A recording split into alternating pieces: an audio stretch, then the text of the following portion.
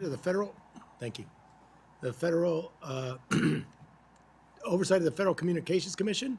Members will have 5 legislative days within which to revise and extend their remarks and insert extraneous material into the record. I now recognize myself for opening statement. I'd like to thank Chairman Carr for being here today and for his leadership at the FCC. The Federal Communications Commission was created for the purpose of expanding access to radio, television, and other communication services for all Americans. Methods of communication have changed a lot since the FCC was founded more than 90 years ago. Decades of technological advancements have made long-distance communications much more affordable. In 2023, the total number of wireless connections within the United States reached almost 558 million, or more than 1.6 connections per American. The FCC continues to play an important role in expanding access to new technologies and making communication services more affordable for all Americans. Since fiscal year 2023, the FCC has received flat funding of $390.2 million. Each year, the Commission's appropriation is fully offset by the collection of regulatory fees paid by license holders. Not only is the FCC's appropriation fully offset, but the Commission routinely transfers any excess revenue to the Treasury for deficit reduction. The FCC has become a leader in securing our nation's telecommunications infrastructure from national security threats. The RIP and Replace program has provided essential funding to help service providers replace equipment manufactured by companies under the influence of Chinese Communist Party. Congress has authorized close to $5 billion for these efforts. I look forward to hearing more about that important program and the progress that continues to be made. I'm also encouraged by Chairman Carr's efforts to identify and remove unnecessary regulations that inhibit innovation and economic growth. Since March of this year, the FCC has been collecting feedback from the public on regulatory changes that will facilitate and encourage investment in modernizing networks, developing infrastructure, and promoting competition. In addition to its deregulation efforts, the FCC has taken concrete steps to streamline agency processes and eliminate wasteful spending. Just last week, the Commission announced more than $567 million in expected savings from reduced contract spending. I'm interested to learn more about these efforts, the steps, Chairman Carr, you're going to take to improve the agency's fiscal health, and your priorities more generally to the Federal Communications Commission and how this committee can assist in achieving those goals. I now recognize the ranking member for his opening remarks. Thank you very much. A timely appearance, Yes. apparently.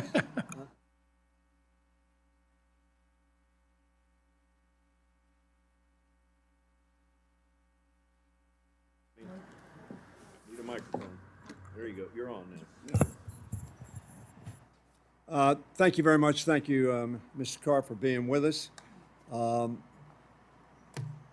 had a good conversation in my office. This probably won't be as cordial as we were, but I'm very concerned. When Donald Trump spoke before the Congress in March, he said this: "I've stopped all government censorship and brought back free speech in America." It's back, he said. Now, he'd also said during the campaign to his supporters, "I am your retribution." You may remember that quote. That rang in my ears and gave me great concern.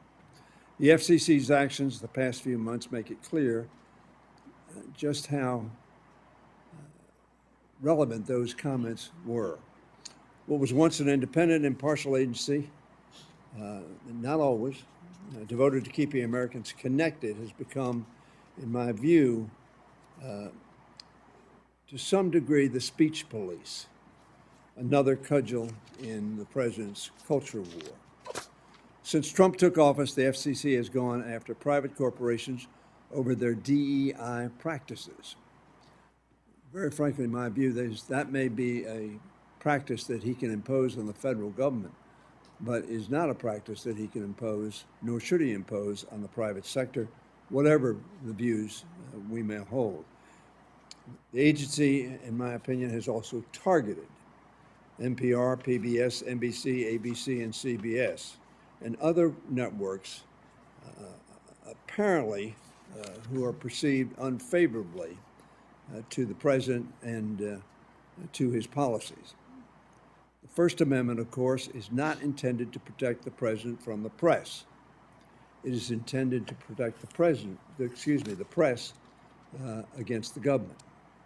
Nor was the FCC established to act in the president's interest, but rather in the public's interest. Now more than ever, the American people are counting on the FCC to focus on its mission under law. Something we discussed in my office, however, was when he removed FTC commissioners, he did it because, quoting, or trying to quote, that the actions of those commissioners were incompatible with the priorities of the administration. Communications technologies that fall under the FCC's purview are fundamental to everything in modern life. They shape our commerce, our education, our national security, our healthcare, and our elections. In an increasingly digital world, the FCC needs to ensure that we don't leave that behind. That means expanding, oh, this is inconvenient. That means expanding affordable, reliable access to the internet and other crucial technology in both rural and urban areas. I represent urban and rural areas. We made a lot of progress toward closing the digital divide when the Affordable Connectivity Program, funded by the Bipartisan Infrastructure Law, legislation I was proud to put on the floor as Majority Leader. I heard directly from my constituents, Republicans and Democrats, and Republican officials. I live in a county with 5 Republican county commissioners. They all urged me to continue that because of the very positive impact it had on my district and in that rural county in which I live. Regrettably, my colleagues across the aisle allowed that program to expire last year, raising interest costs for the 23 million households that enrolled. I still haven't seen any plan on how we fill that void. Worse, I've heard rumors that the FCC's spectrum policy involves auctioning off or reducing bands, including the Citizens Broadband Radio Service, which could make it even harder for Americans to get connected. The FCC has a responsibility not only to help Americans access these opportunities, but also to protect them from potential perils. Every day, Americans experience robocalls and internet scam attempts that become more and more sophisticated. Their personal data falls prey to hackers and scammers. Americans need strong and savvy cops on the beat, committed to cybersecurity and privacy. In my view, that is the role of the FCC. Chairman Carr, I thank you for coming in today, as I said, but I want to be clear that I'm worried that the FCC and so many other elements of government that ought to be independent are, in the president's words, not referring to anything that I've referred to, but weaponizing government. The FCC's attacks on the press and the First Amendment are troubling. So I look forward to hearing your testimony. I will honor the chairman's gavel, but it requires a lot of time to make sure the FCC is doing what the American people expect it to do. Thank you, Mr. Chairman.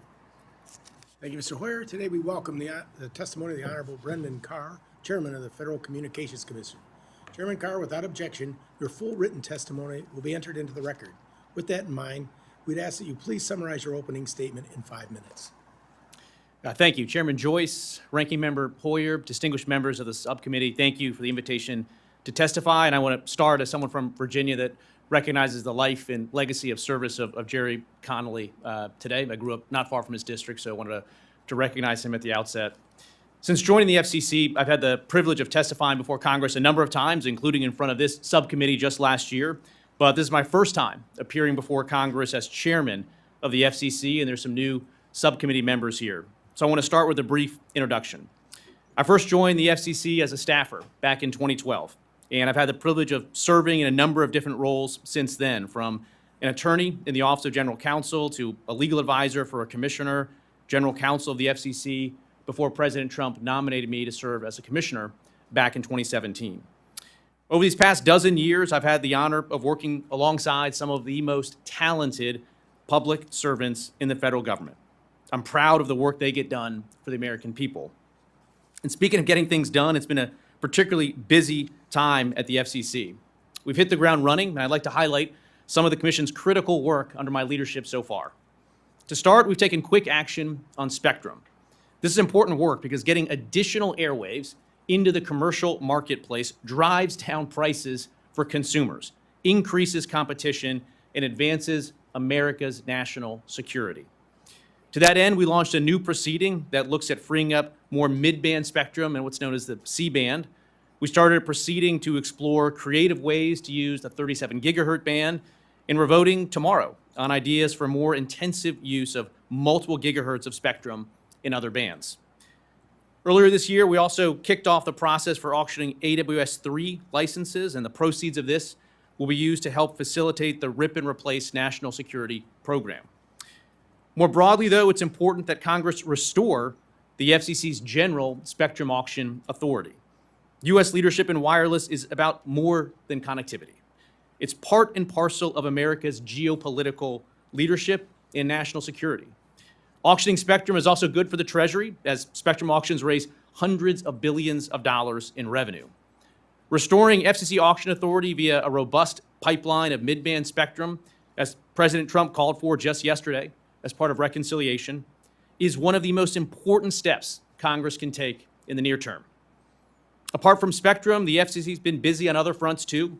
We're working to unleash new high-speed infrastructure builds, focusing on boosting America's space economy, launching a massive deregulatory effort and closing dormant proceedings. In parallel with all this, we're working to protect consumers. This includes expanding the agency's work to combat illegal robocalls and bolstering our call blocking rules. The FCC is also taking steps to enhance our national security and public safety.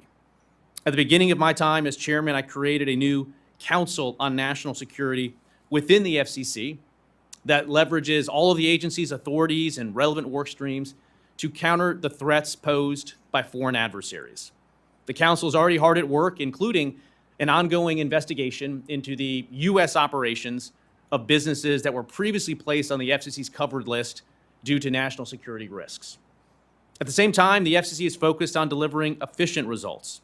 With respect to our current budget, the FCC is operating successfully under a CR of just over $390 million in addition to additional funding for our spectrum auction programs. On the workforce front, the FCC employed 1,461 full-time employees at the beginning of FY25, and as of the end of last month, the FCC employs 1,383 outside of our Inspector General operations. As President Trump and Congress finalize the FCC's fee-funded budget for next year, the agency will keep delivering great and efficient results for the American people. We're going to do so by accelerating infrastructure builds, promoting U.S. leadership in wireless, expanding our space economy, eliminating needless regulations, protecting consumers, including additional work on robocalls, and promoting our national security and public safety. While we make progress on this, the FCC is also going to be eliminating waste. We've already started this process and so far found more than $6.7 million in savings for the remainder of FY25. We've reduced the FCC's authorized contract spend by over $500 million. And a lot of the savings come from looking at bloated and duplicative IT contracts. These savings have had real results for the FCC, and the agency's on sustainable financial footing. In closing, I want to thank you again for the opportunity to testify. I look forward to your questions. Thank you, Chairman Carr. I now recognize myself for questions. Following up on that last paragraph or so of your statement, you announced last week that they reduced the authorized contract spending by more than $567 million. Can you explain which type of contracts were reduced or eliminated, and how these potential savings were identified, and if at all DOGE had played any role in that? Thank you, Chairman, for the question. Two things there. One, we stood up our own internal DOGE group at the FCC, and one of the things that I tasked them to do was a top-to-bottom review of every single contract the FCC has. And this initial decision of reducing contract ceilings as well as other savings was a product of that. We've also worked in coordination with the official DOGE group as well. The main portion of those savings, again, was IT contracts where we had licenses for services that we didn't need. We cut duplicative services, and so that was the main focus of that initial review, but we continue to work on this effort. Well, of that $567 million in cost savings, only $27.8 million will be realized over the next 2 years. When do you expect to realize the remaining $539 million in savings? Yeah, two things are going on here. One, we're realizing savings, as you noted, the $20 million now. We have additional projections for next year as well. The contract ceiling number is just, here's how much we were authorized to spend on different contracts over a number of years into the future, and we brought those contract ceilings down to make sure that we're not overspending down the road. Outside of contracting services, have you identified any other opportunities for the FCC for significant cost savings? Yeah, there's a lot that we're doing. One, we're taking a look at dormant dockets. So the FCC, for instance, has over 2,000 proceedings that we're looking at closing that ultimately can save staff time by not having to monitor those dockets. We've closed advisory committees that we don't think are either aligned with our statutory mission or otherwise not critical to our core mission. That's also resulted in savings as well. And principally, we're just refocused on the agency's core mission, and that's connecting more Americans through our work on spectrum, on infrastructure, on national security. We think that's going to pay dividends as well. Since the creation of the Rip and Replace program, Congress has appropriated $1.9 billion to remove these telecommunication equipment that pose serious threats to our national security. However, due to higher than expected program costs, Congress authorized the FCC to borrow an additional $3 billion to cover this shortfall. Can you describe the terms of the FCC's loan from the Treasury and how the Commission plans to make the required loan payments? Yeah, so with respect to Rip and Replace, this is a very significant and important effort. This is the way that we are getting Huawei and ZTE and similar insecure gear out of our networks that had infiltrated it throughout the country. Congress initially appropriated an initial sum of roughly $3 billion. The FCC had about a $3 billion shortfall after that. Congress has closed that gap. We've now borrowed funding from the Treasury to complete that process. We will repay Treasury with proceeds from that AWS-3 spectrum auction. In a nutshell, at the end of last year, we were roughly 28% complete with the Rip and Replace program, and we expect to be either complete or essentially fully complete by about a year from now. The work should be completed. Is the FCC required to make interest payments as part of the borrowing agreement? Will that further constrain your ability to meet the program's objectives? When Congress passed the legislation last year, authorized us to borrow that additional money, the view of Treasury and the view of the interpretation of the language was that we have to use a portion of that money to pay interest for the borrowed money. So that's resulted in a shortfall that impacts one provider that's recently been added into the program. Do you expect the Treasury loan to cover the remaining Rip and Replace funding needs, or will Congress need to provide additional resources? For everybody except for that one entity, they are now fully provided for by the legislation from Congress. We just have a shortfall now with respect to one particular provider. Now I recognize the ranking member, Mr. Hoyer, for any questions he may have. Thank you very much. Thank you very much. Let me just pursue the chairman's opening question on the $567 million. As I understand that, what you're saying essentially is $510 million of that is prospective and speculative. Speculative in the sense that it has not been spent or obligated at this point in time. Is that accurate? Yeah, again, two things are going on. We've reduced contracts. So let's say we have a contract that authorized $1 million. We could reduce that to $500,000. That's some protection down the road. In addition to that, we have other sort of hard savings as well, including, as we indicated in a press release, $6.7 million for the remainder of FY25 and anticipating $21 million in 2026. That's the 27, Yeah. which is approximately 5% of the savings that you're claiming may occur.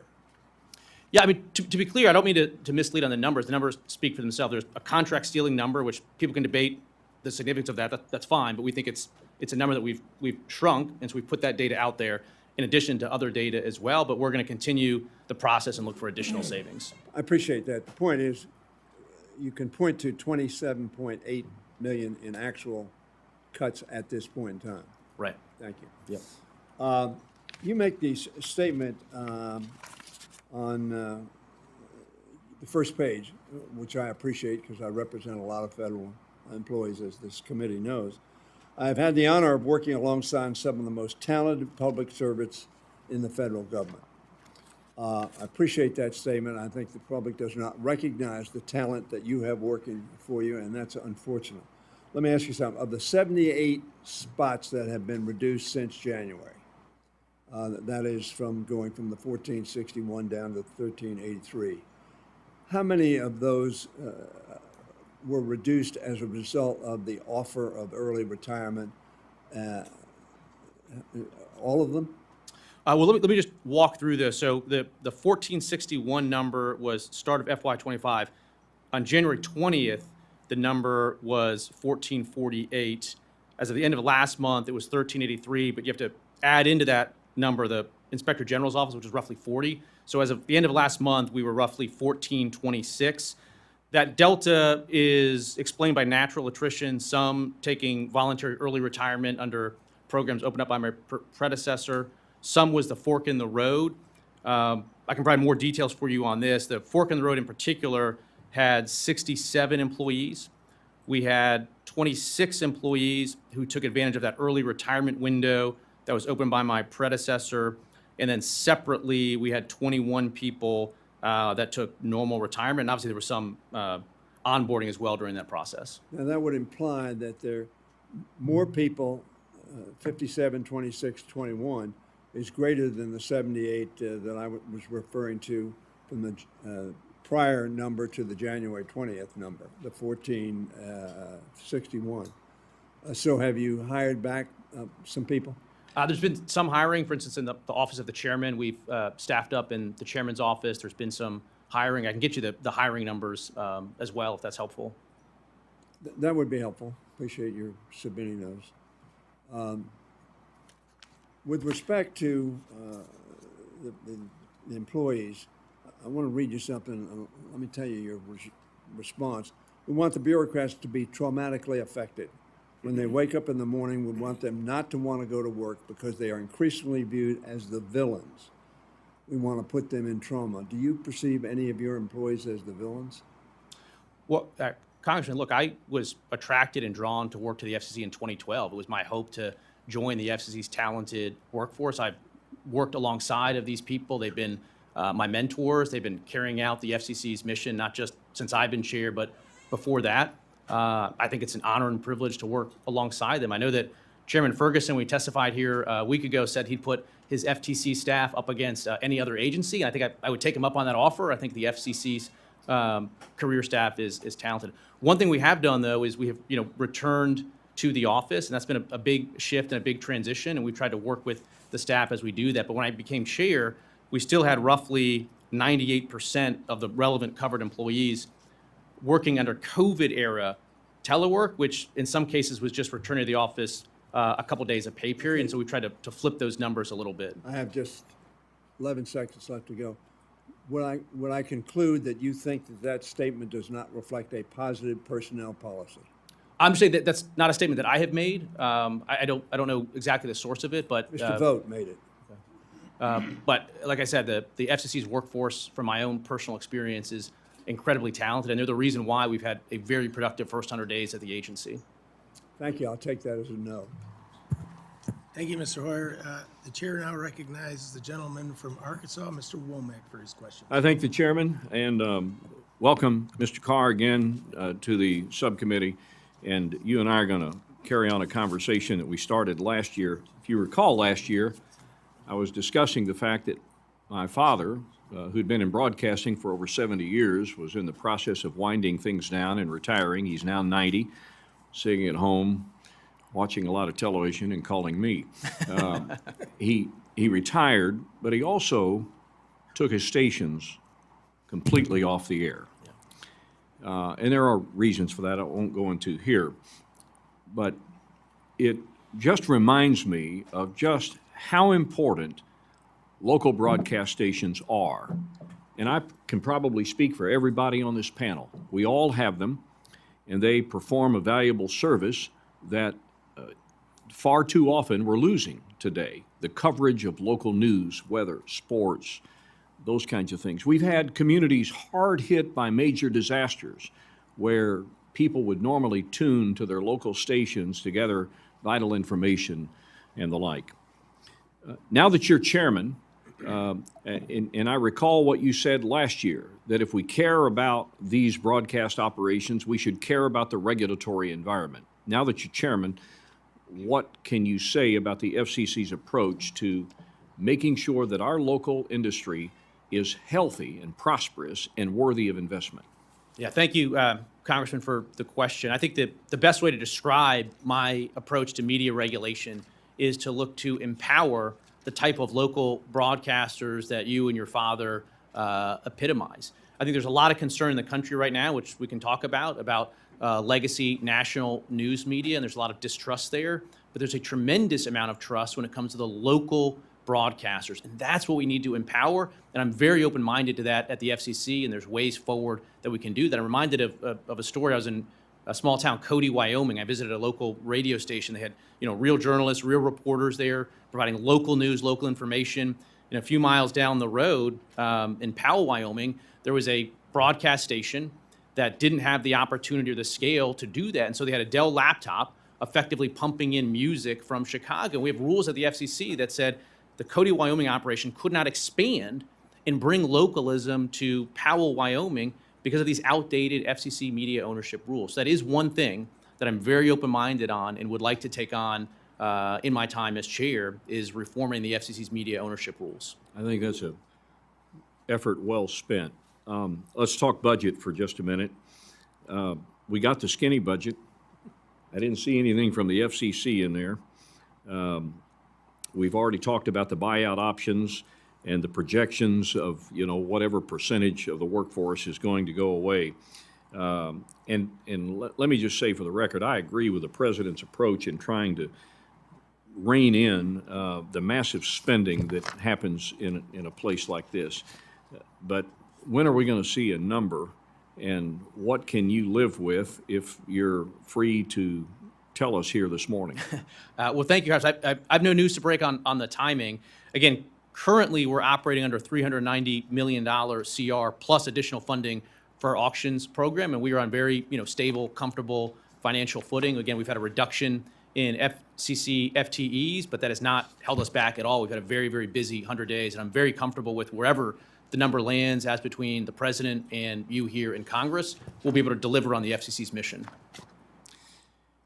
And then finally, you mentioned robocalls. I guess everybody up here has been the recipient of a number of constituent calls regarding robocalls. Yeah. Why is it so difficult for us to be able to deal with this nuisance that continues to plague our country? Yeah, this is exceptionally frustrating. This is probably the number one issue that I hear about. We have a very significant work stream at the FCC, and as you heard from Chairman Ferguson, the FTC last week, they're also working on it. We're going to continue to deepen that relationship with them. It's a challenging technical issue. Once you solve one issue in terms of how these calls are coming in, it pops up in another way. So we're been doing a bit of whack-a-mole, but we're also putting in place a better technological system across the board. It's called Stir Shaken. It's a call authentication framework. There's some gaps, including because if you're not on a modern network, that authentication system doesn't work.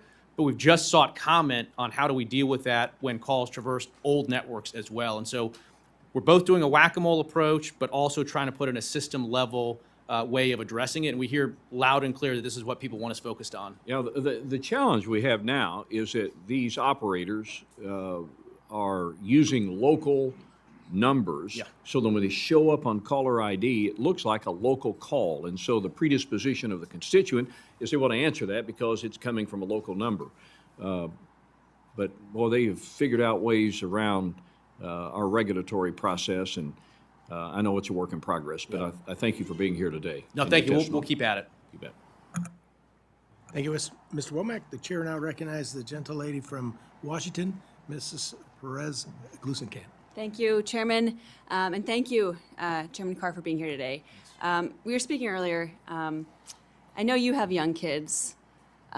Just curious, how many people in this committee room have a child under 3 years old? A child under 3. And this is not a representative body, but I will tell you that that is there's a TV channel. We've talked a lot. People talk a lot about Joe Rogan, his shows. Like, he has 19.8 million followers or subscribers on YouTube. Coco Melon has 193 million. Let's think about that scale. And these shows, there's very good data that the attention span, the self-regulation of a child after watching and spending time watching these programs is devastated.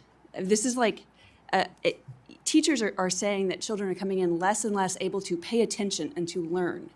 We've had a lot of conversations about what is or isn't disinformation, but like at its core, the question is like, Can you pay attention to something?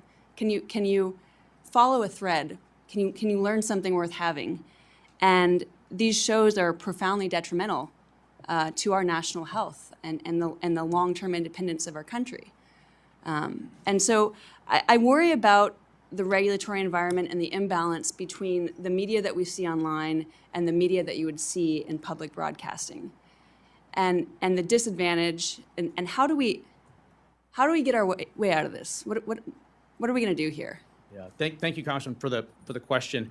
As a parent myself of three relatively young kids, 11, 8, and 5, this is an issue that I've been very concerned about as a parent and very focused on the screen time issues and what it does to attention spans. In terms of the FCC's own regulatory authority, there's a little bit less that we can do there, but one issue that we have focused on is we have a program that funds connectivity and tablets in many cases for schools. And there may be steps that the FCC can take there to make sure that there's appropriate procedures being put in place by the recipients of that funding. And then, in the way that we rate like movies or appropriateness, what is considered appropriate and marketable, is there anything we can do there on what is marketable to children? I think that's a good question. One issue that Congress is actively debating is updates to sort of child online safety measures. And when you look at apps in particular, how do we put better protections in place? And that's sort of an active debate in Congress. And I've seen a number of bills on that I'd be happy to support and happy to sort of work on the issue with you on. I think it's the question of what is worth having at the end of the day. Children who can learn. Right. What they choose to learn and not what is fed to them. So I wanted to touch also on an issue of rural broadband access. I get my internet from a radio tower at home. A lot of people I know where I live do. A lot of communities are underserved. I happen to like that we have a good thing going with the local provider. But how do we more effectively deploy these dollars? What is the FCC doing to ensure these processes to build are simplified and accessible to smaller and local providers? Thank you for the question. There's a couple things we need to do. One is we need to continue to streamline our permitting and licensing process, including at the local level where things can slow down. The federal government has its role to do as well. It's very difficult to build, particularly on federal lands, but permitting reform is something that I want to work at the FCC. Also, just freeing up more spectrum. As I indicated, our ability to free up spectrum for next generation 5G and 6G has lapsed at the FCC.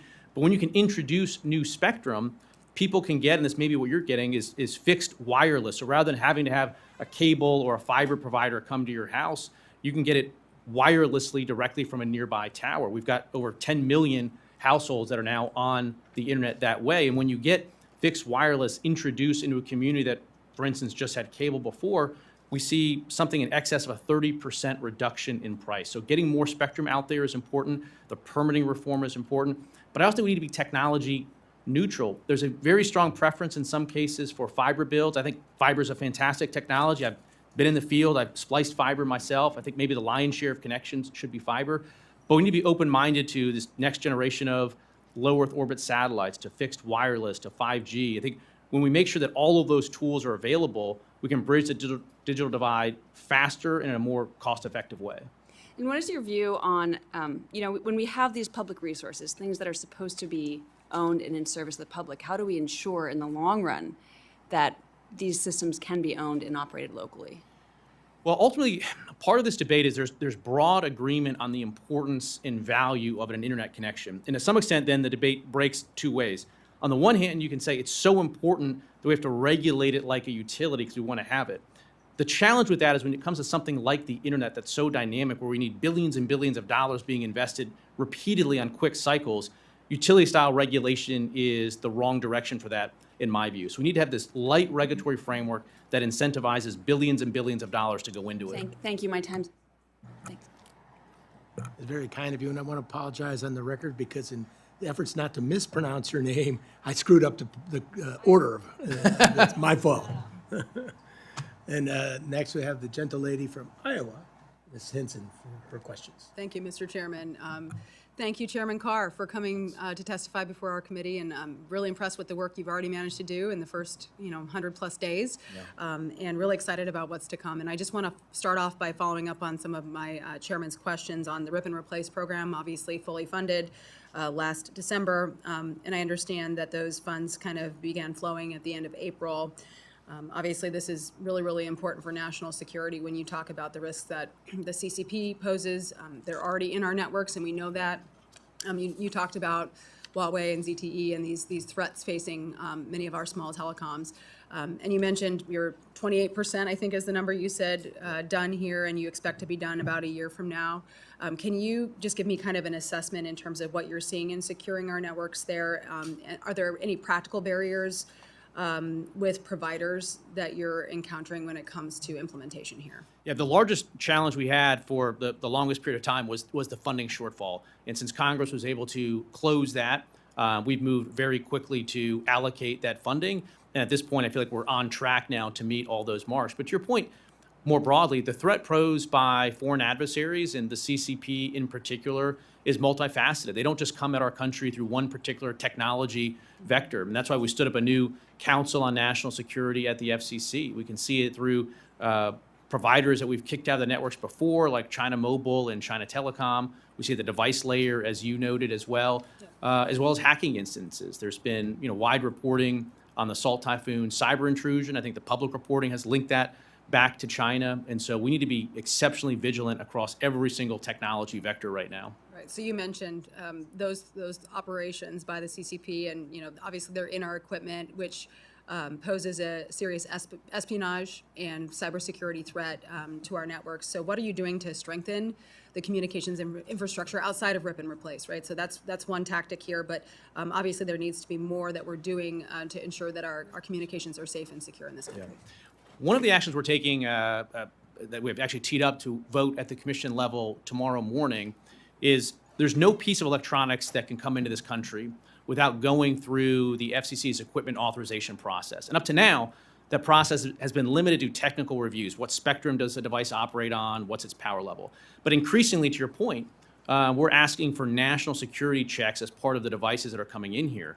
But we've never actually determined whether individual labs that perform these checks for the U.S. for any device are themselves trustworthy. And so we're adopting a new standard in a vote tomorrow that's going to make sure the labs that do the testing for the devices are not themselves beholden to some sort of foreign adversary. So that's another sort of check that we're taking, and there's additional actions that we can continue to take, including adding new entities to our covered list that we're looking at taking. What are some of the standards? You mentioned that kind of new approach to accreditation, so to speak. What are some of the questions that you're asking of them to certify that they are not beholden to someone else and are safe to be issuing these clarifications for you? Yeah, step one is to adopt that standard that they be trustworthy actors, not beholden to a foreign adversary. In the different ways that could play out in application, we've already seen one. So for instance, when we started this process, we found that Huawei was operating a lab. And so we took action to make sure that Huawei labs are no longer part of the FCC-approved equipment authorization process. So if there's entities like a Huawei lab that we determine has sufficient ties to the PLA or the CCP that are risky connections, then we'll now, for the first time, have the ability to take action. Is there a master list are you compiling working with DOD on this? I mean, obviously they have their blacklist of companies and entities that are directly tied to the CCP. Are you reconciling with them to do that? This actually is a good question because it ties into another item that we're voting on tomorrow morning, which is effectively similar to a House bill called the FACT Act. And what this would do would bring greater transparency. So it would take every single entity that has an FCC authorization or a license or approval that has sufficiently concerning ties back to China, and it would, or to a foreign adversary, it would publicize that list. And so hopefully if we get that item across the finish line, we will bring more transparency, we'll publicize that list, tracking the approach that Congress here has taken in FACT Act legislation, and that will shine a spotlight on some of these operations. Yeah, well, certainly we want to make sure that the congruency is there between agencies. If the blacklist at DOD has a company on it, you certainly should be equally as wary as they are. But I appreciate the work you're doing. Thank you so much, Mr. Chairman. I yield back. Thank you. Thank you, Mrs. Henson. The chair now recognizes the gentleman from Georgia, Mr. Bishop, for 5 minutes. Thank you very much, Mr. Chairman. Welcome, Chairman Carr, on your first appearance as chair. Let me just ask you, if approvals and enforcement actions have been conditioned on private companies' DEI practices, the public deserves to know how much of the agency's time and taxpayer funding is being spent on investigating and challenging these practices, because this means deprioritizing other critical objectives like broadband affordability, tribal broadband, and efficient use of the spectrum. So can you quantify the staff and legal resources or the funds that you've allocated towards investigating and engaging companies on their use of DEI policies? Can you quantify that? Yeah, thank you, Congressman, for the question. I can work with the team and see if we have any data available for you. What I can assure you, though, is over these first 100 days, there's been no trade-offs in terms of pursuing one issue set like this versus rural broadband or other issues. Would you provide us with that information? I'll work with the team and see what data we have available. Okay. Secondly, let me go back. You've been a consistent supporter of the Universal Service Fund throughout your time at FCC, and you know as well as anyone how important the USF is to keep America connected. When it comes to rural areas like the ones that I represent, USF is critical to help make the business case for rural broadband investment, to sustain ongoing operations, and to keep the rates for rural Americans more affordable. In your statement with the FCC's report on the future of the Universal Service Fund, you noted the importance of congressional guidance and even additional authority in certain cases with respect to the possible use of USF reform. We now have a Supreme Court case pending that could have significant implications for these programs, and leaders in Congress have been considering possible reforms through individual bills and a broader working group. Consistent with your prior assessment, do you plan to defer making any material changes to the administration of the USF until Congress provides you with direct guidance on reforms to both the contribution mechanism and the distribution programs, and until Congress also gives the FCC additional authority where needed? Thank you, Congressman, for the question. As you indicated, I've had the chance to travel all across the country, including to Georgia, to Alaska, to everywhere in between. I've seen the great work that American broadband providers do with the aid of the Universal Service Program. To your point, that program right now has a fundamental challenge to it that's before the Supreme Court. In the main, we are waiting to see how that Supreme Court case plays out, and if there's a potential after that there may be a need for additional congressional legislation, then we'll come to Congress to address that issue. Okay, thank you for that. The USF is increasingly under strain with the contribution factor nearing 37%, and the cost burden is mostly shouldered by elderly Americans. What steps is the FCC taking to ensure the long-term financial sustainability of the USF-supported programs like E-Rate and Lifeline, especially in light of increased demand and narrowing contribution base? If the FCC is not planning on taking action on this, how should we in Congress reform USF to achieve the imperative? Yeah, this is a really important question that I think a lot of people don't understand, which is to say, we have all these universal service programs we run out of the FCC. It's roughly $9 billion a year. But the way that $9 billion is funded is by a line item that's added to the monthly traditional telephone bill. And as you indicated, that can skew different directions in terms of the constituents that bear the brunt of that. And that number has now spiked to in excess of 30%. And it's really stuck in a death spiral. So I do think we need to take some sort of fundamental action to address that spiking level of USF. One option is we're obviously increasingly getting more and more additional technologies that are filtering into the broadband ecosystem. And if we proceed in a technology neutral way, now that doesn't mean that we don't have speed and latency thresholds that we set, but a technology neutral way above and beyond that, that could in the long term help drive some savings, at least around the edges. Okay, let me quickly, I just have a few seconds. When you use taxpayer dollars to travel to Virginia State University in April of 23 and Jackson State in February of 18, two prominent HBCUs, you gave speeches highlighting the need for workforce policies that would, quote, help ensure that all Americans have an opportunity to develop the skills needed to participate in the digital economy. end of quote. Would you consider that the use of taxpayer dollars to promote DEI efforts? And of course, your usage of the term DEI is intentionally vague, so it can be applied selectively based on what is personally or politically expedient. No, Congress, I would not define those visits as constituting any form of sort of invidious DEI discrimination. I didn't say discrimination, I said efforts. Thanks. The chair now recognizes Mr. Edwards for his 5 minutes of questions. Thank you. Thank you, Mr. Chair. Mr. Carr, thanks for being with us this morning. I went back and looked. There is an Inspector General's report that was published in March 2024, and it offers an in-depth analysis of whether the FCC had implemented effective privacy and data protection policies and procedures in accordance with federal laws, regulations, and policies, with a focus on the FCC's implementation of requirements identified in the U.S. Code section on privacy and data protection policies and procedures. The scope of this privacy and data protection inspection was from fiscal year 2021. The investigation found that the FCC had not implemented technologies to ensure that data privacy protections relating to the use, collection, and disclosure of information were sustained. These privacy data protections should have included activities related to cloud computing, wireless access, public key infrastructure, cryptography, mobile and voice over IP devices.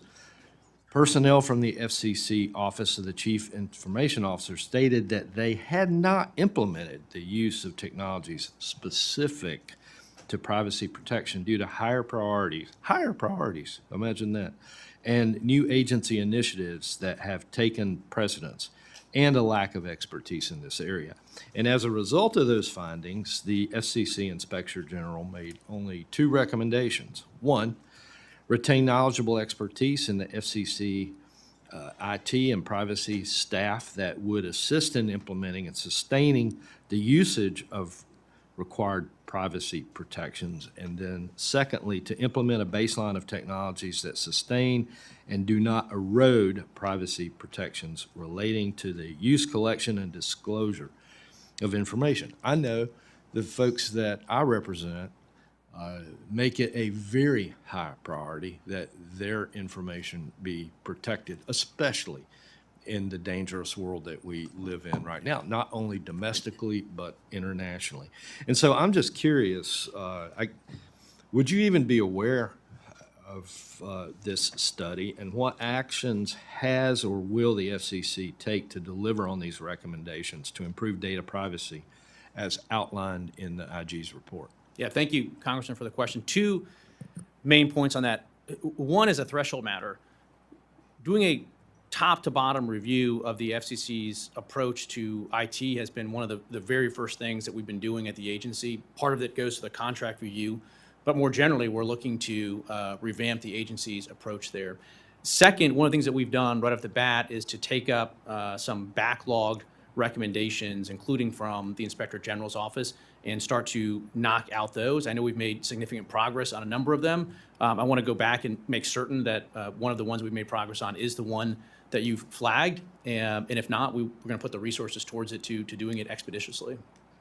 And so I'm really disappointed to see that a previous FCC had said that there were higher priorities. Can you tell me what I can tell my folks back at home in terms of how the FCC is prioritizing their personal data today?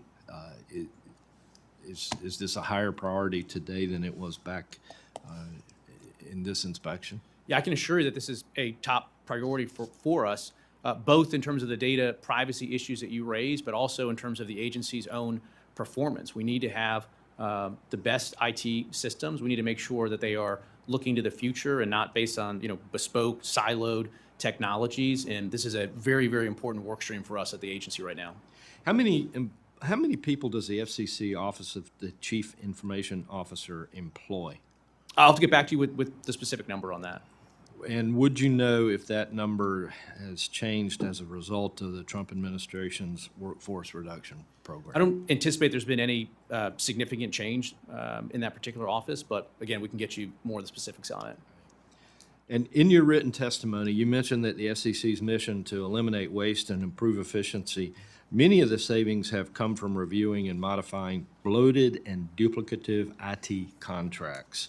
What steps did the FCC take to ensure that such changes to IT systems would not result in the compromise of sensitive personal information? If we stood up an entire work group in the FCC that pulled from various technical experts. We've also worked in conjunction with the official DOJ group on some of these efforts.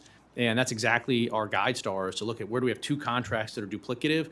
Can we consolidate work under one? But there's obviously a baseline level of security and performance that we're not going to compromise on when we're making those types of decisions. Thank you. Mr. Chair, I'll yield. Thank you, Mr. Evers. The chair now recognizes the gentleman from Maryland, Mr. Ivy, for 5 minutes of questions. Thank you, Mr. Chairman. Good morning. Thank you, Chairman Carr. Good morning. Appreciate you being here. I did want to follow up on some of the DEI questions that Congressman Bishop had raised.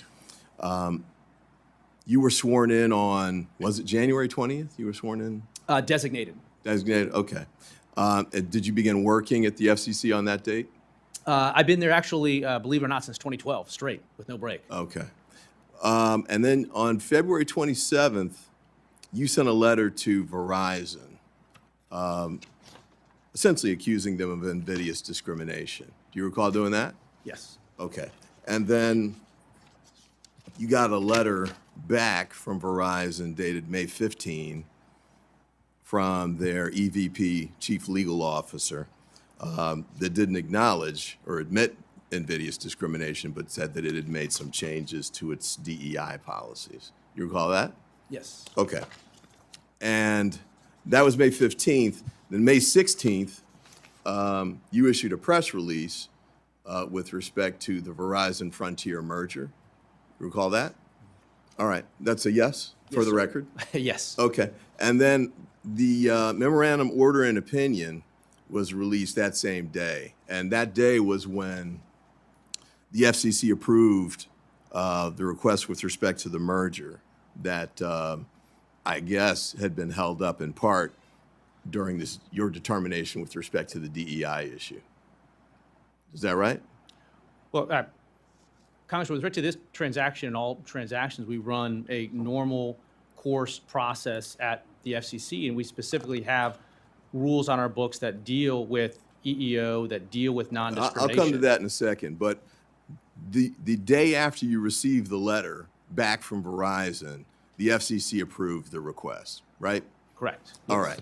And in the order that you issued, well, first of all, in the letter that you sent, you didn't, well, let me ask it this way. Before you sent that letter, essentially alleging invidious discrimination committed by Verizon, had the FCC done any kind of investigation with respect to any complaints of discrimination at Verizon that led you to write that letter? Well, as a general matter, two things have taken place. Not a general matter. Did you review any particular allegations against Verizon before you sent this letter? Again, Congressman, there's two things that we're doing. One is when I started as chair, what we did is we ended the FCC's own promotion. No. of DEI. I'm asking if there's a factual basis for the letter that you sent. And if so, was it investigations with respect to complaints against Verizon? Were there any complaints that you reviewed that had been filed with the EEOC alleging discrimination against Verizon? Were there any court cases that you reviewed alleging discrimination against Verizon? Any of those? One of the things that we've been very clear about. Sir, Is that- I only have 5 minutes. Did you do any of that before you issued this letter? What I'm saying is we have a standard of non-discrimination. That's not what I'm and what asking. I've made clear I'm to everybody. asking if you had a factual basis. And the reason I'm asking is because when you allege invidious discrimination, and the cases you cite as Supreme Court cases, say that you have to have a factual basis to support the claim. And they're very specific about what those factual bases are. For example, suspect classification, did you have anybody alleging racial discrimination or religious discrimination that you reviewed those matters before you issued this letter? Those limitations that you're speaking about apply in the context of those types of cases, but that's not the rule that applies at the FCC. The FCC I'm just has asking if non-discrimination you, rules on I'm our just books. asking if you reviewed anything before you sent this letter. If you look at the letter I did. from Verizon, it walks through a number of practices, including practices that I was aware of when I sent that letter. But none of those actually admit, as you just acknowledged, invidious discrimination, right? In fact, none of them actually deal with any of the suspect classifications, like race, for example. That would be the basis for a finding of invidious discrimination. Let me move on. Real quick, in the order that you issued in paragraph 33, which is the only one that deals with the DEI issue, it references the letter that you got back from Verizon, but it doesn't state anything about any kind of factual basis that the FCC developed to support the original allegation that you made of invidious discrimination. If you'd had any evidence to that effect, would you have put it in the order? Well, Congressman, again, I think what you're raising are factual points that are Okay. relevant Well, to like a it- 1983 action. Will you in at least court, but that's- acknowledge- Let the gentleman answer. Well, if I get additional but time, I'd be you're- happy to. You're asking us if we but- followed Let him answer a it, and we're process moving and a on. standard that doesn't apply in the context of the FCC. We follow the FCC's processes. The FCC has non-discrimination rules on the books. that The are not based on, Communications Act you can talks make about you can make an non-discrimination. allegation of invidious discrimination without having any facts to support the claim Yes. under the FCC? That is not true. Chair Okay, well, anyway. recognizes the gentleman from Missouri, Mr. Alford, for his questions. Well, might be a second round of questions, and you can I advance your appreciate questions that, at that Mr. time. Chair. Thank you. Thank you, Chairman. Chairman Carr, thank you for being here today. I applaud your efforts to hold the media companies that use our public airwaves accountable to the public law. Communications Act of 1934 in particular. The concern that you've raised with CBS's deceptive editing and their interview with Kamala Harris echo what I've seen in my 35 years in the news media, using public airwaves to basically promote an agenda. Companies using public airwaves should be held to the highest standard of journalism and not radical left-wing agendas or play politics. Communications Act of 1934 is very clear on this. Broadcast entities must operate in the public interest, and it's not in the public interest to try to skew an election. I understand the investigation into CBS is ongoing. What can you say about the responsibility, though, in general, of media companies that have a license? What is their responsibility to operate with truth and balance and objectivity? Yeah, thank you, Congressman, for the question. I think it's important to remember that there's a number of different types of speakers out there. When you have someone that's, exercising free speech rights on the internet, when you have someone on a cable channel, but when it comes to licensed airwaves, to your point, they're differently situated. And the reason why is because when they're authorized to operate on the public's airwaves, that necessarily is a decision to exclude others from being able to speak and use those airwaves. So Congress has decided that they have an obligation to operate in the public interest. And I think over the years, the FCC has walked away from enforcing the public interest obligation. I think one of the key features of public interest that the FCC has articulated over the years is localism. And that gets us back to the conversation of how do we empower local broadcasters to be responsive to the needs of their communities. And there's a lot of controls that the national news media has been imposing on local broadcasters that are concerning to me. So I think that's where we ultimately need to go, is enforce the public interest standard and make sure that local broadcasters are serving the needs of their communities. How do you do that? Because there's an imbalance in a lot of newsrooms in America. Managers like to recruit people from diverse backgrounds, economically, gender, race. They don't do that when it comes to diversity in thought. And that is part of the problem, where you have a kind of a rarefied process where it's really driving an agenda from those in leadership at many of these stations. There's also not a clear delineation in many products, including cable, what is editorial content and what is news content. How do we get, I know there are First Amendment protections at play, and that is first and foremost, but also by using the public airwaves, which we own, There's a responsibility there to operate in the public interest with truth and objectivity. How do we get that back on the right track? Yeah, one of the things I've seen is that, again, you have these national news programmers, principally ABC, NBC, and CBS. Over the years, at that national level, they've been exercising greater and greater control over the content that those local broadcasters disseminate. And so I think one of the most important things that we can do is to re-empower those local broadcasters, make them feel like they have the freedom to respond to the needs of their communities. There's lots of ways the FCC can do that. Media ownership reform may be a part and parcel of it, but I think we need to have those local broadcasters feel more empowered. Let's talk about the media partnership, the reforms that you feel need to be made in ownership that local media companies have, their availability to expand. Walk us through that. Where are we on that?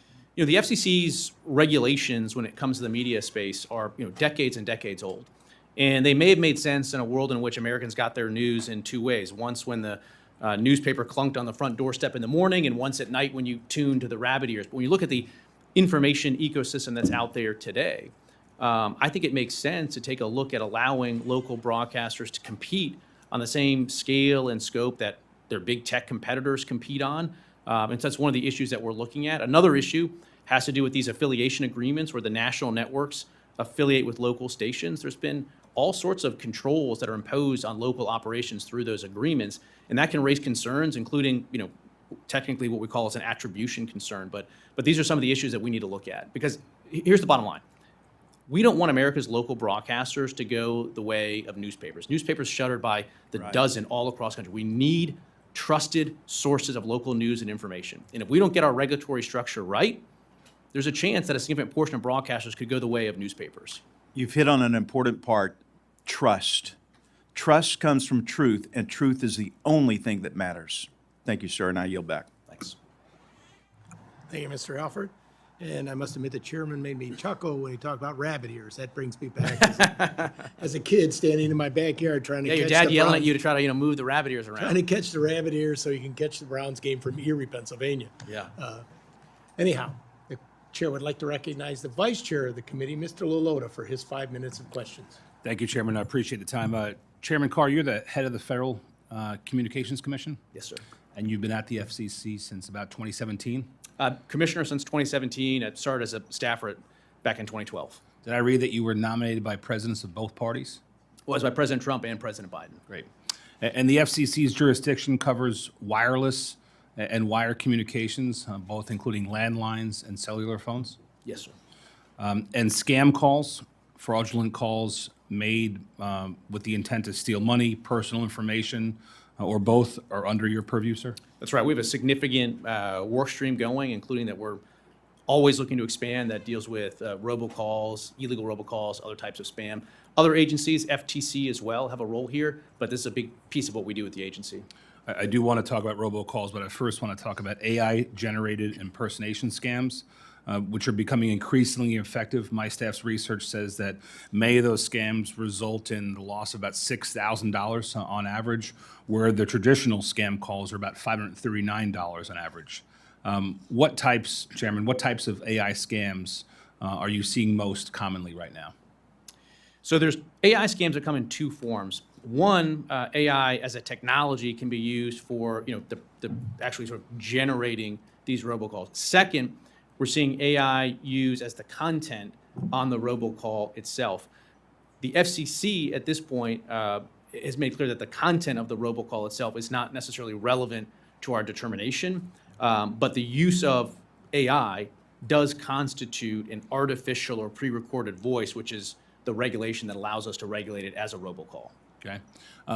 What's the typical demographic targeted by these scam calls, and specifically the AI-generated calls? Do they Well, we think- skew older, younger, geographically? How would you describe the demographics of those who are targeted by these calls? Yeah, I can look to get specifics on that. As a general matter, our sense is that the net is cast very, very widely. It may, snag different people in different ways, but we can look more closely at some of that data.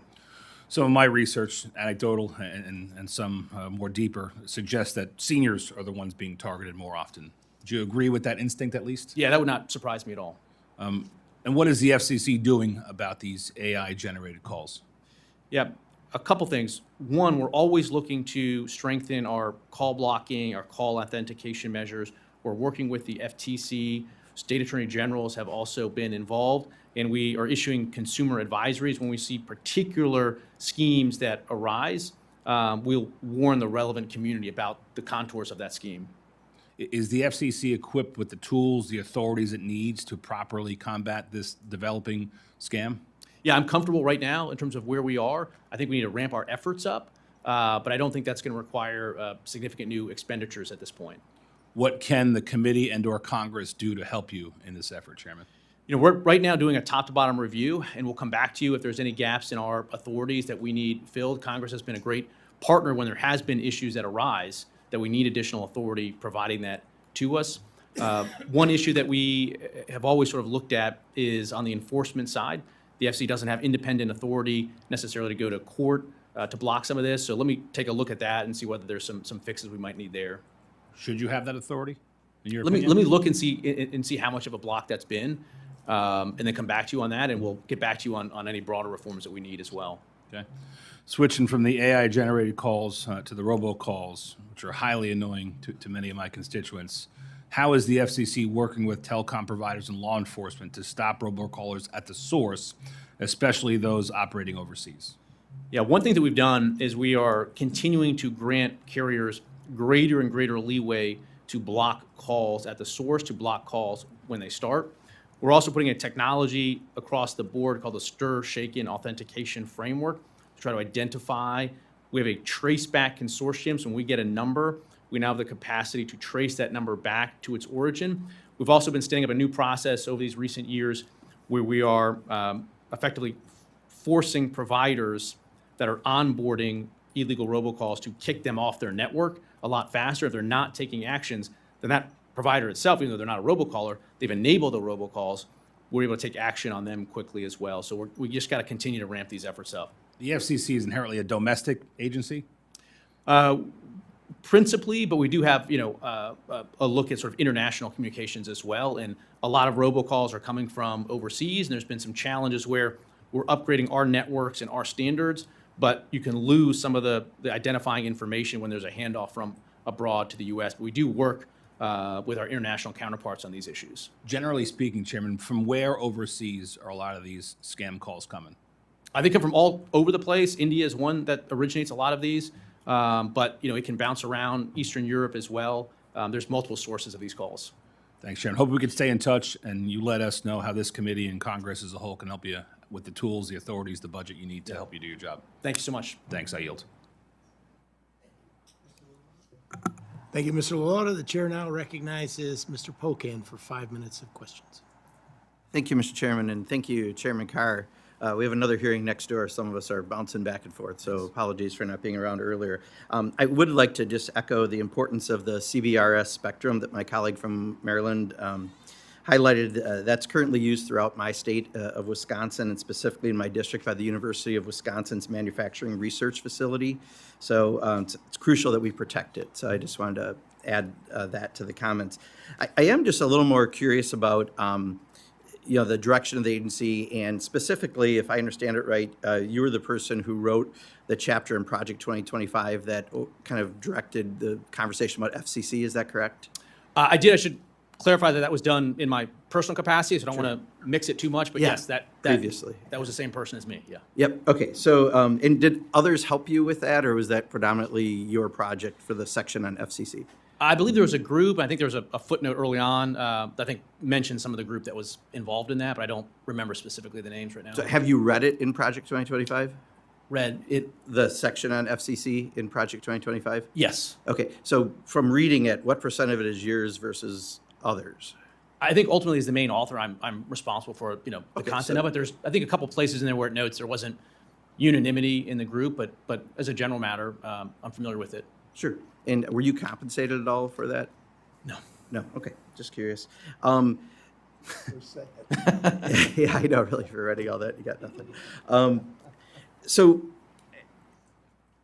what was your expectation of that project when it happened? Because I think, a lot of us talked about Project 2025 last year. A lot of people didn't pay attention to it. Now suddenly we're seeing it very much as a living document in what's happening. What was your expectation of that project? Since you did it not getting compensated for, I'm assuming you were hoping it would have high value. Did it meet your expectations? Well, look, I think chronology on this one is important. I think I started this either in the summer or the fall of 2022. Okay. And so I understand that, in the summer and fall of 2024, it took on meaning and significance that, sitting there in the fall of 2022 was not something that I could have sort of predicted or thought about. My understanding at the time was this was a document that was put together every 4 years that collected, various policy ideas that people could take or leave. And I put together some ideas there. In fact, one thing I was pleased by, some of the ideas that were included in that chapter were ones that, Congress ended up passing and President Biden ended up signing. So I think it's been sort of, characterized as sort of one thing, but there's a lot of, good common sense ideas in there, again, including ones that President Biden got across the finish line. Yeah. Would it be fair to say that if we were wondering what the department might be doing, looking at that plan is probably a pretty good roadmap for what we might expect from the FCC? Well, I don't know. I mean, look, at the end of the day, the FCC is a multi-member commission. Sure. And the product of what the FCC does, at least at the commission level, has to have, the votes and represent the views of at least 3 members of the commission. And so, that's ultimately what, the work product of the agency is going to be, is the consensus of those 3. And as the lead, do you intend to try to guide it basically along the principles of what's in Project 2025? I don't know about that. Because if it was your words, you said largely, that's why I'm just kind of asking if that's a... What I've laid out, particularly since being chair, is the agenda that I want to run. Sure. And I think that's the best evidence of what I'm going to do. And so what I want to do is restore U.S. leadership in wireless. I want to make if I it could ask easier it to this way, build. does anything divert from what you wrote in Project 2025 that you're leading on? It may be easier just for me to walk through it. I don't know. I I don't want to be duplicative. I guess if you wrote it, was there anything that you, because it was written previously, something that's different from what you wrote for Project 2025 we should expect? It's been years since I've read that document, so I guess Okay. to some extent that's not the guiding document for me. What the guiding document for me is the agenda that I've laid out. So U.S. leadership in wireless, make it easier to unleash high-speed infrastructure builds, boosting the space economy, and I've acted consistent with that. I was down in Louisiana visiting Globalstar, a satellite company. I was in Midland, Texas, visiting AST Space Mobile. So securing U.S. leadership in space is important. National security, consumer protection, those are the key pieces of the agenda that I've articulated that I want to run at the agency. Sure. And I'll just end with, as one of the founders of our Rural Broadband Caucus, and obviously that's still a huge concern in a very bipartisan way. We had so many people, we had to stop at 3 co-chairs from each political party because people kept wanting to be co-chairs of it. So anything that we can do on that front to help, there are laws like in my state that honestly make it harder because like where I live in a rural town of 830 people. Unless the one company that had jurisdiction wanted to expand, we couldn't go to the neighboring community. And that was at the detriment of people who live in rural areas like mine in Wisconsin. So, if you can keep that in mind as you're moving that we need to agenda make forward. more progress on this, and I'd welcome the chance to work with you on Great. it. Appreciate it. Thank you. Thanks. Thank you, sir. I know there'll be great objection from the other side if we went for a second round. If we have to do it, I'll recognize myself. Chairman Carr, as I mentioned in my opening, the FCC plays a critical role in expanding access to technologies and making services more affordable. Would you talk about how the build agenda and how you're working to modernize our communication infrastructure? I'll give you one very concrete example that I think is going to be really important. And frankly, it's going to free up billions of dollars of new investment. So the FCC has rules on the books that force providers to continue to invest in and maintain these old copper line networks that maybe were the best thing out there in the DSL days, but now they want to shift resources to investing in new high-speed infrastructure, regardless of the technology. We've had rules on the book that force them to prolong those copper lines. So we are pursuing an agenda right now that's going to allow them to retire those copper networks, replace them with new high-speed infrastructure. That's going to be one of the pieces that we do. Obviously, we've talked about spectrum. President Trump just spoke yesterday on the vital need to maintain U.S. leadership in wireless through legislation reconciliation that looks to freeing up at least 600 megahertz of spectrum. That's going to be a key piece of getting us building again, is when you get these airways out there, new antennas are going to go out, new infrastructure is going to go out. And then, of course, we talked about the space economy so that we can continue to build there. Those are some of the key features of the build economic agenda that we want to run. As the commission works to understand the current U.S. GPS system and promote resiliency, how does the FCC reviews potential changes in spectrum policy that may affect incumbent commercial operations, particularly those U.S. supply chains, logistics, and retail systems? Can you provide any update on the status of any related petitions filed under FCC consideration?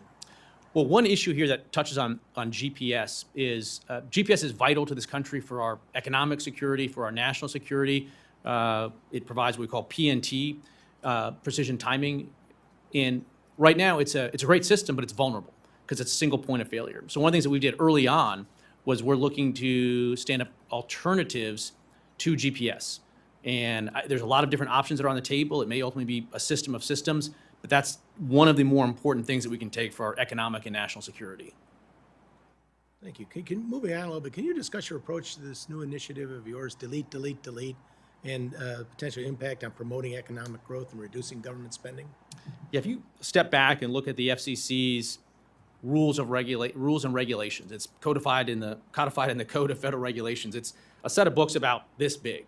And there's actually a lot of dead wood in there, including rules that were overturned by courts a long time ago, rules that regulate technologies like the telegraph in some instances that's not in use anymore. And so I think we've launched this massive deregulatory initiative called Delete. The idea is from an engineering concept that the best part sometimes is no part. And we're looking at, cutting back on the regulations that aren't needed. We've already started that process internally, having staff take a look at rules that we can get rid of, and we've sought public comment as well. And I think this is going to be significant because not only does it save staff resources administering these rules, but it's easier for providers to enter and compete when the regulatory system is less complex. Thank you.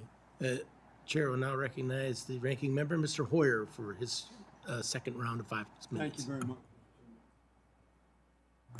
I want to pursue a little bit what Mr. Ivey apparently questioning about. I wasn't here, but I had in mind pursuing the Frontier merger and how that happened. First of all, what was the factual basis? And I think Mr. Ivey started to answer this and didn't have time to finish it. What was the factual basis on which you were talking to Verizon their policies? Well, the letter that we wrote to Verizon itself lists through some of the evidence that was available at the time, including referencing and linking to whistleblower documents. And more broadly, though, again, the FCC has a mandate to ensure in the first section of the Communications Act that these services are provided without discrimination. Similarly, the FCC has EEO rules on our books that talk about non-discrimination. And so all of that together was the basis initially. But again, what I've said across the board. When I asked you, I understand that language. What were the facts? Something motivated this, and that motivation went away as soon as Verizon settled with you on the DEI. Is that correct? Within 3 hours, the decision was made that the merger is okay. You apparently said it went through the regular process, but there was no vote in the FCC on that issue, was there? There was not a commission level vote, but the FCC has lots of precedents where we approve deals like this at what we call the bureau level. But there was no vote. There was no regular process in terms of the voting to approve a merger, a relatively large merger. 206. Right. I mean, I would say that it was not a vote, so I don't mean to dispute that at the commission level, but I would say it was regular process. In fact, we have lots of precedent, including under Democrat leadership. We have large deals, including Altice Cablevision, which was a $17 billion deal done at the bureau level. In fact, one of the prior Verizon Frontier deals. During the 3 hours between the time that Verizon decided to settle and the decision being made by you, is there any discussion with non-majority members? The practice of the commission was fairly standard. You'll get these, letters that come in, they get incorporated into the decision relatively quickly, and then it goes out the door. All that was fairly standard practice. Is it standard practice to go after?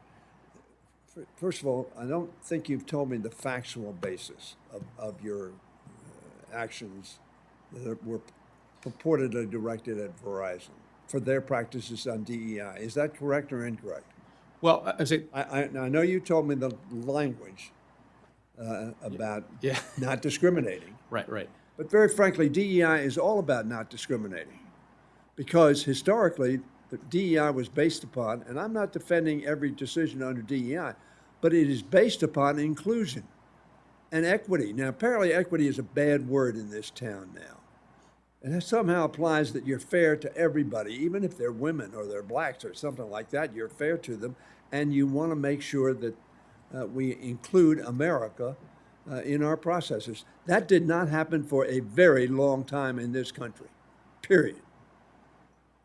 This administration is doing everything it possibly can, not only in the government side, but on the private sector side of telling what they ought to do, telling them that they ought not to have a program of making sure they have diversity and therefore representation of all segments of the community, or equity. Apparently they don't have to be fair. And certainly inclusion, that's terrible. One nation, indivisible. That's about inclusion. So what I'm asking you, why should the government, through the FCC, pressure Verizon to do away with a policy they may well think is in its best interest and its customers' best interest? Well, I think whether you look at the Communications Act or the See my point? Yeah, I hear you. Whether you look at the Communications Act or the EEO rules, they speak in terms of non-discrimination. And if you look back at one of the last deals the FCC did, or one of the first deals the last FCC did under the Democrat administration, was a Verizon deal. And in that decisional document that the Democrat-led commission voted on, they specifically obtained commitments from Verizon to extend and expand DEI. And so sort of the concept that sort of looking at these issues in the context of an FCC transaction is not new to this decision. Again, the Democrat FCC included conditions they obtained expanding DEI, and what we're doing is making sure that going forward we don't have discrimination, so that, to your point, we can have equal opportunity, we can have non-discrimination. And again, there's lots of definitional issues out there about how do you define DEI, and that's why maybe there's been some concern raised about the specific terms that I've used in terms of invidious forms of DEI discrimination. What I'm focused on is if you're intentionally discriminating against people based on race, based on gender, based on protected characteristics, that's a problem. It's a problem under our civil rights law. The Supreme Court increasingly has been making that clear, and it's a problem under the Communications Act and the FCC's rules as well. And so that's what I'm targeting. If there's, other non-discrimination practices that people are putting under umbrella terms, like, okay, that's fine. But what we're focused on is intentional discrimination based on race and gender or protected characteristics. Well, I Chair, think, I'm sorry. am I done? Yeah. Well, I'm sure Mr. Ivy will follow up because he's been chomping at the bit to get back to Right, this. well, I'm glad to yield to Mr. Ivy with no time that I have left to yield.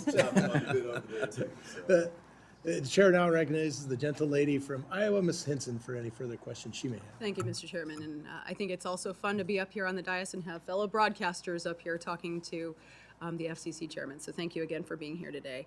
I want to talk a little bit about, we had the FTC chairman in last week, Chairman Ferguson, talking about their process of going through and kind of vetting regulations that are considered anti-competitive. And I think that's exactly what we should be doing, is re-examining any regulation that really hinders domestic competition, and especially those that might be enabling businesses that are maybe subsidized by the CCP. And that's why I'm encouraged to hear about your, working with other agencies to kind of go through that list. But can you describe to me the process that you go through at the commission for reviewing existing regulations for the anti-competitive nature, public comments, that whole process in response to you seeking comment about the deregulatory initiatives that you're taking? Yeah, thank you, Councilman. The deregulatory work that we're doing right now, I think, is going to be one of the most significant steps that we take. We have this over-regulation from Washington that just raises the costs, makes it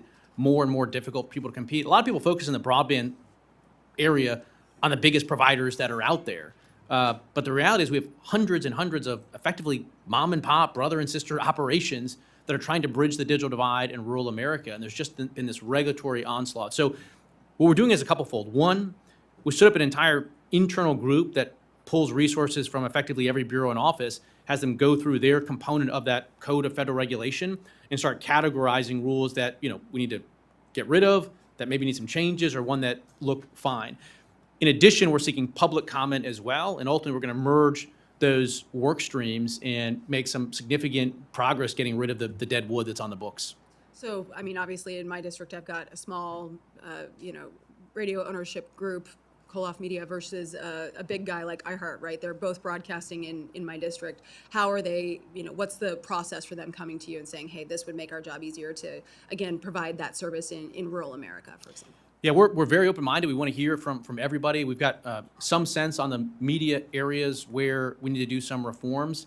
But we would welcome the chance to hear directly from your constituents on these issues. Yeah, one of the things that we talked with the FTC chairman about was, just having a website available for people to submit that, and then they can go through. Is there some sort of similar platform for them to flag specific regulations that they want you to take a look at?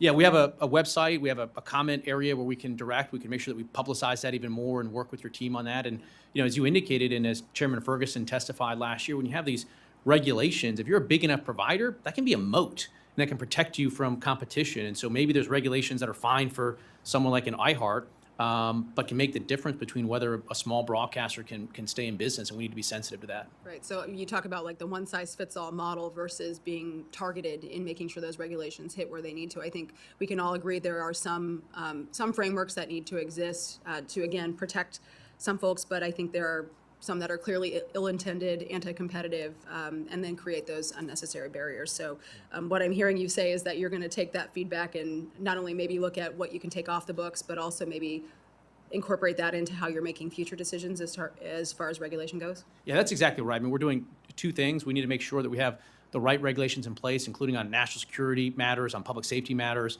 At the same time, we need to deregulate, particularly where it's impacting competition issues. Thank you, Mr. Chairman. I yield back. Thank you, Ms. Simpson. The chair now, the chair, Vroom, vroom. I'm sorry. The chair now recognizes the gentleman who's been waiting down there with bated breath for his second round of questions, Mr. Ivey from Maryland. Thank you, Mr. Chairman.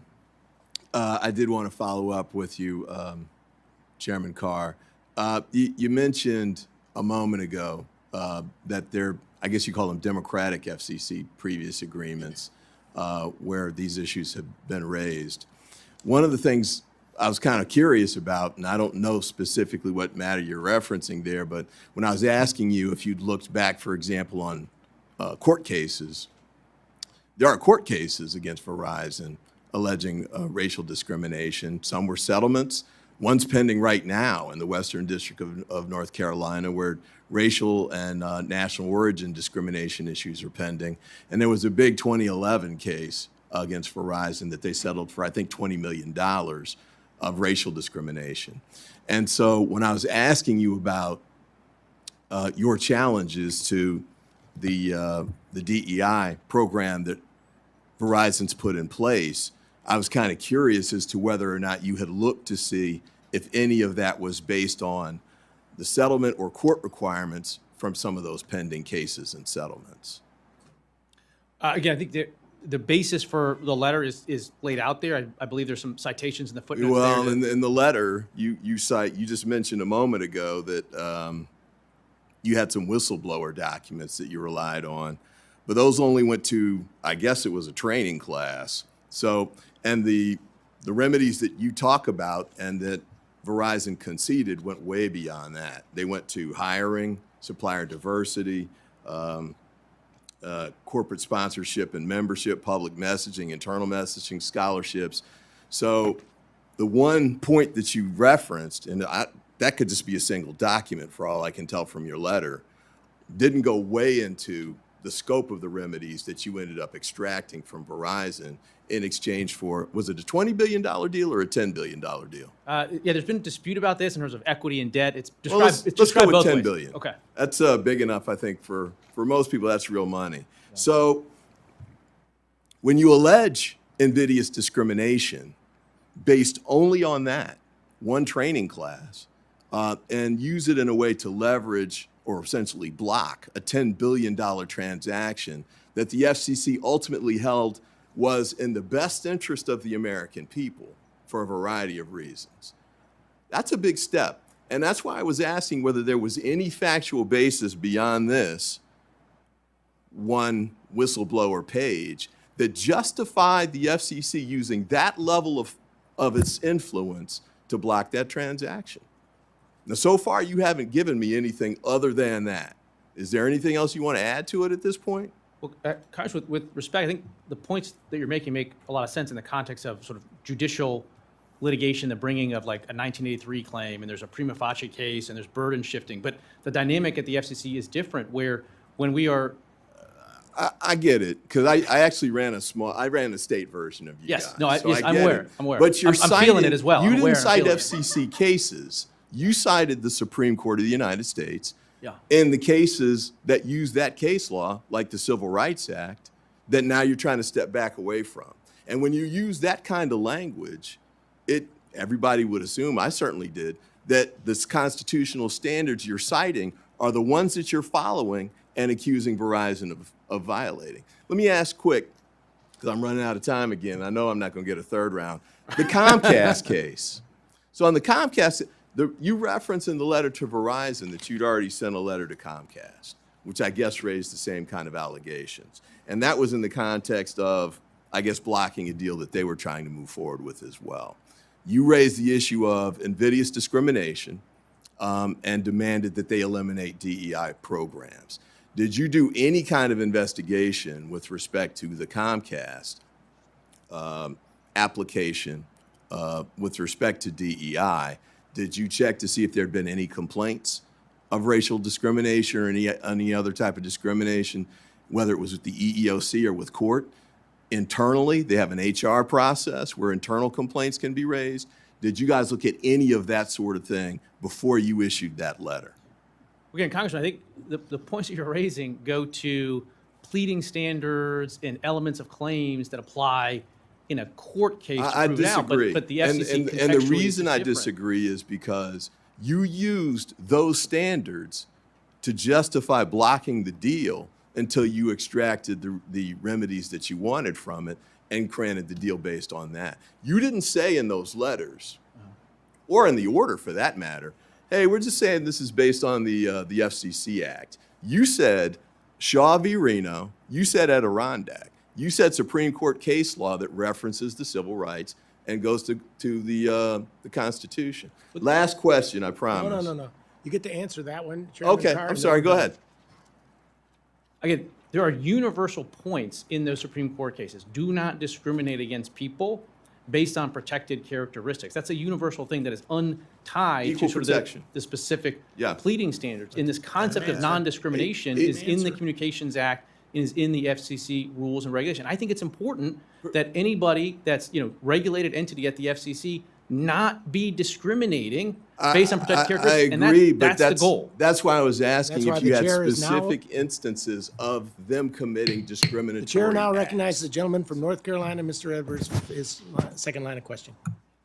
Thank you, Mr. Chairman. Mr. Chair, the Secure and Trusted Communications Network Reimbursement Program, also known as the RIP and Replace Program, removes dangerous and insecure Chinese-made equipment from our nation's critical telecommunications infrastructure. In your written testimony, you mentioned that the SCC plans to use the proceeds from auctioning off AWS-3 licenses to facilitate the continuation of the RIP and Replace program. Can you provide an update on the status of funding for the RIP and Replace program and the steps the FCC is taking to secure the necessary funding to continue its implementation? Thank you, Congressman, for the question. The FY25 NDAA gave the FCC a little over $3 billion in an effort to cover the shortfall that we had in the RIP and Replace program. In terms of the current status, the Commission has now gone to the U.S. Treasury, and we've borrowed that authorized funding, and we have allocated and made commitments to providers.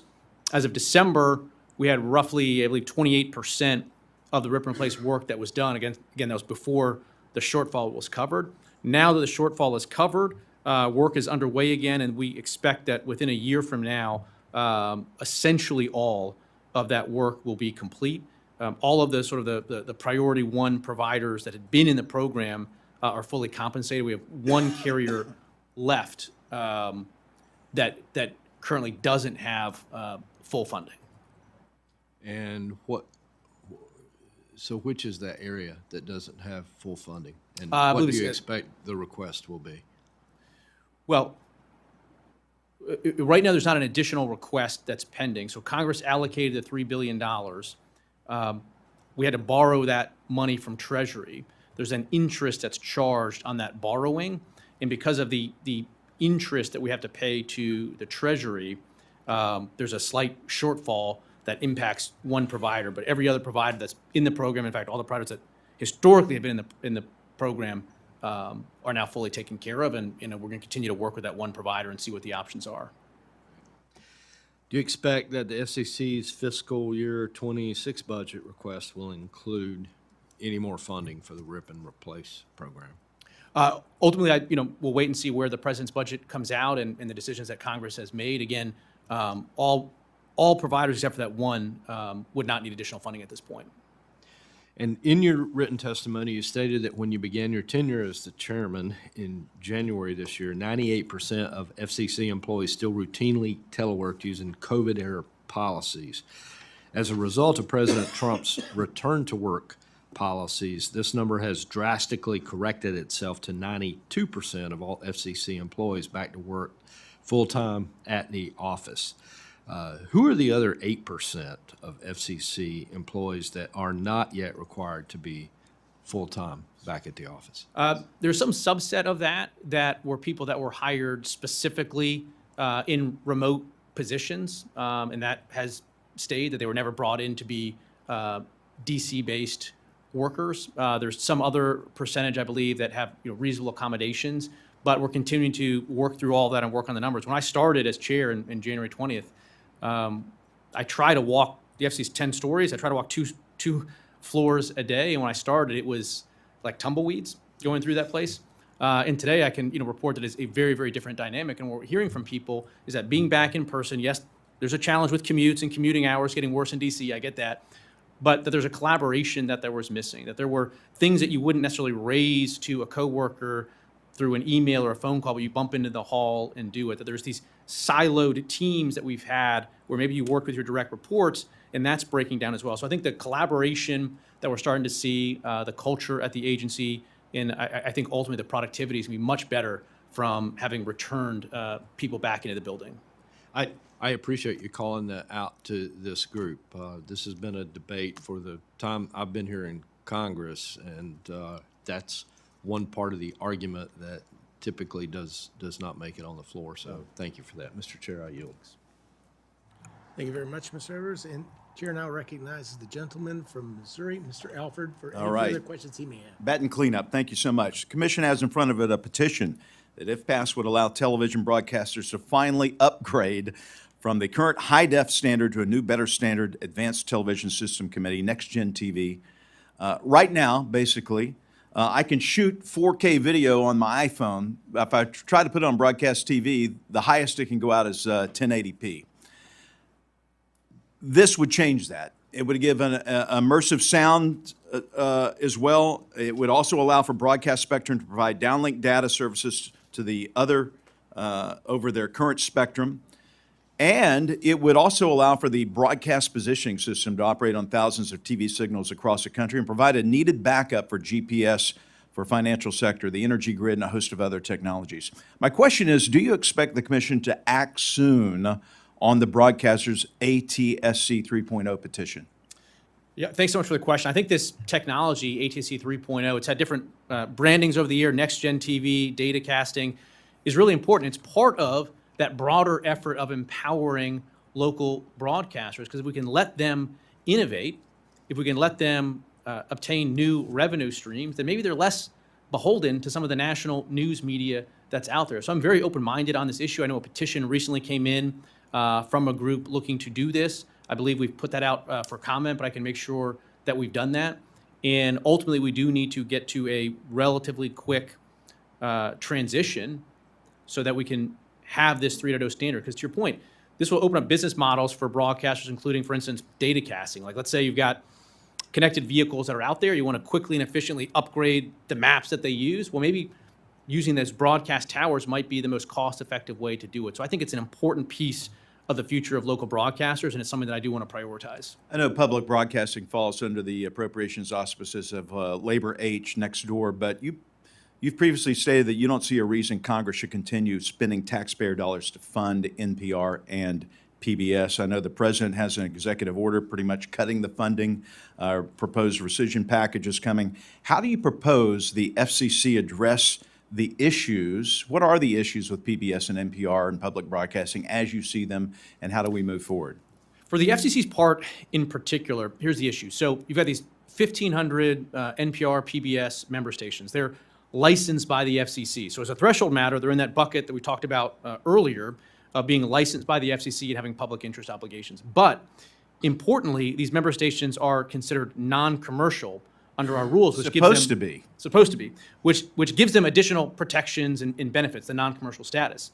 But concerns have been raised that in fact, these stations are running commercials. And obviously, by definition, if you're a non-commercial, you can't run advertisements. And there's a line there where you can do sponsor identification and other sort of similar types of things. But the question that is before the FCC is, have they crossed the line into running commercials? And ultimately, I think that does tie a little bit into the broader debate in Congress, which is a debate for Congress about funding NPR. But if they're able to, run and are running commercials, if that's what the FCC investigation turns out, that does raise additional questions about funding from Congress. But right now, we're focused on that question about whether they're running prohibited advertisements or not. Well, it used to be growing up, you'd see Masterpiece Theater, underwritten by X company. Now it's a full-blown commercial. If you're going to compete in the public marketplace with commercials, then compete in the public marketplace and compete for those advertising dollars. Last question, sir. Has to do with AM radio. H.R. 979, I'm an original co-sponsor of the AM Radio in America Made Cars, American AM Radio for Every Vehicle Act. I'm proud to say the F-150 built in Kansas City still has an AM radio in it. It's very important, especially in our rural areas. What steps should the FCC take to ensure AM radio remains accessible in vehicles, particularly in our rural communities? Thanks, Congressman, for your leadership on this. I think AM is a vital communications technology. There had been concerns about EV makers dropping it based on concerns of whether the EV motors would interfere with it. But our understanding is that there's relatively inexpensive shielding that you can do that would solve that. And so I've been a big supporter of the legislation that you've been championing. I think it would be important to get that across the finish line and into law. Thank you so much for being here. I'm excited about what you're doing on the FCC, and I look forward to getting truth back in journalism and really turning things around when it comes to the information systems we use on a daily basis. And with that, I yield back. Thanks. The last question sounded like a little bit of an advertisement for your bill, if I'm not mistaken. Yes, sir. It's a good bill. I would appreciate your signing on to that. You too, Glenn. All right, good deal. Oh, and all good things must come to an end, Chairman. With that, our time is concluded. I want to thank you again for being here today. There may be some members who would like to submit questions for the record. Please submit any questions for the record for the subcommittee staff within 7 days. The subcommittee stands adjourned.